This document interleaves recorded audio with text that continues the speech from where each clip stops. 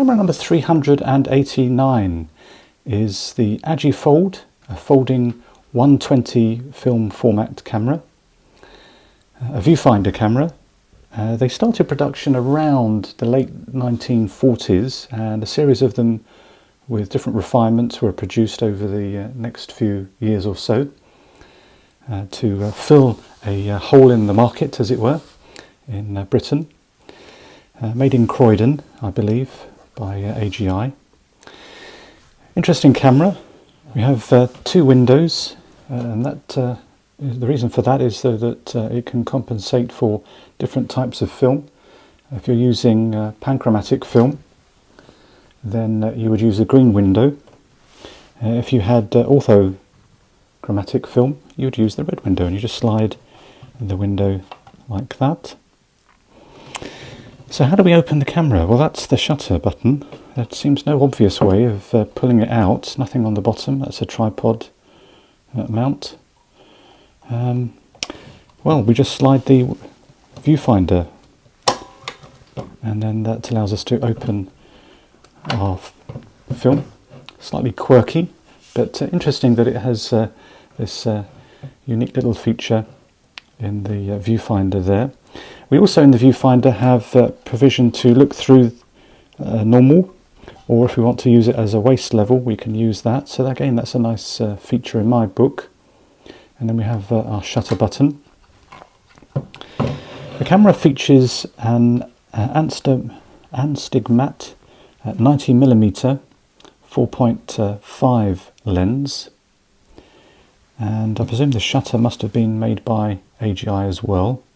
It features shutter speeds of 1/125th of a second down to bulb and time.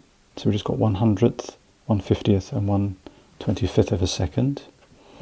Manual focus from about 3.3 feet, is that correct? Yep, about 3.5 foot. Provision for flash synchronization there. And then we have our shutter speeds are selected with this gnarled dial, and then our aperture is set with this little lever here.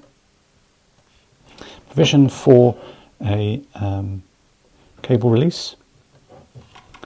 We have to cock the shutter, which we do by pressing it up and then releasing it by pressing the shutter down. So there is provision, of course, as a result of that, to to double expose, which I may well try and do.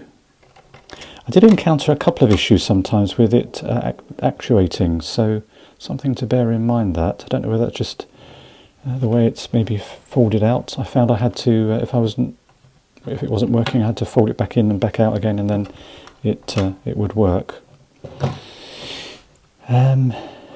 Our film advance button or winder is here, and to unlock the film door we have a little lever here which we undo, and then we take the whole back off, and then we can put our 120 film in this side, and then that's our take up spool. Now it features a hinged arrangement which slides down, and it's quite stiff, so I really found I had to push down to put it down there, and then it clips into place. One thing I have forgotten to mention is that the 120 film, you get 12 exposures, that's 6 by 6. Again, I would like to just take the opportunity to thank Real Camera for allowing me to use this camera. So let's just put the thing back into position again. Should I put it right? Nope, there we go. And then it just clips into place again. There we go. So that's it really. I did like the tray. It was quite big sort of tray here, but I actually found it really worked well when you put it in your hand. Worked really nicely and felt really comfortable to hold that, and really helped to support the camera. So if you want to see the camera in use, please look at the other video, the location to the darkroom with the Agifold. But in the meantime, this is camera number 389, the Agifold.